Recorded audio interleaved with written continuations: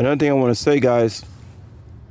Another thing I want to say. I'm gonna leave a link on me being real happy to leave New York when I had to leave New York. You know, some dude on the bike, guys, ran a red light and ran into my Lincoln town car. Just ran a red light. He was on an illegal motorcycle going like 35. I'm making a turn. It's about 11:30 p.m. and I'm going super slow. Everything I do, guys, is very slow and calculated. I don't care. People honk behind me. I take my time. There are only certain times where I know I can speed. Most of the day, though, 95% of the day, though, I'm moving extremely slow. So that thing about me speeding on the highway like that, guys, everybody from 3 o'clock basically from 3 a.m. to 5 a.m. the speed limit is 75 miles per hour on these Chicago expressways. And if you ain't doing at least 70, 75, you might get into an accident. So you guys seeing that I was doing like 88 miles per hour because I was trying to go back to the future. But no, serious business though, guys. From the hours of 3 to 5, you have to be speeding to avoid an accident. I'm dead serious when I'm telling you this. That's the only time I will be going fast at any time is when I'm on the expressway at those hours. So anyway, a guy hit the car and flipped up in the air and landed on top of the car and was paralyzed in New York. And the police got there, and y'all gonna hear me in a link that I'm gonna leave, how afraid I was and how happy I was when I found out it was none of my fault because this demon was riding on an illegal bike.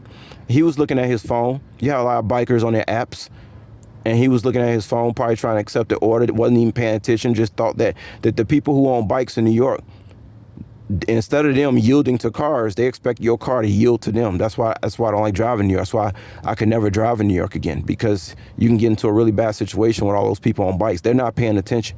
They're just automatically expecting you to get out their way, which is really stupid because I was on a bike for a year using electric bikes and all that stuff. My whole thing was, no, if I go toe to toe with a 4,000, 5,000 pound vehicle, I'm going to be the loser in that situation. So I'm not going to expect people to yield to me. I have to yield to them. But for some reason, these people in New York, they think the total opposite. So anyway, I got cleared. The guy was at fault. It wasn't. Let me tell you something. That guy, the injury that he had, I guarantee y'all, he was put down. Like, he probably still got complications from that accident. This guy flipped up in the air, landed on top of the car, blood on top of my car windshield. I mean, the damage he did to this car is unbelievable. I don't even know if I still got the pictures of what happened to that Lincoln Town car. But this guy hit the car with the motorcycle. I'm gonna look for it though. But there will be a link, y'all, me explaining to y'all how glad I was to be leaving New York. But the point of this video, guys, is that you have to be. Another reason why you have to work downtown at these certain hours, I do, to make my money, is because during the daytime, when all the demons and idiots and Tom, Dick, and Harrys are out, I'm moving extremely slow. And so, of course, if somebody's only working at those hours, they're trying to make money. You're part of the rat race. You're like crabs in a bucket. You're trying to make money in 8 hours from like 12 p.m. to maybe 10.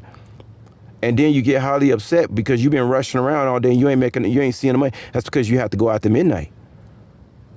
Okay? I have to take my time during the daytime.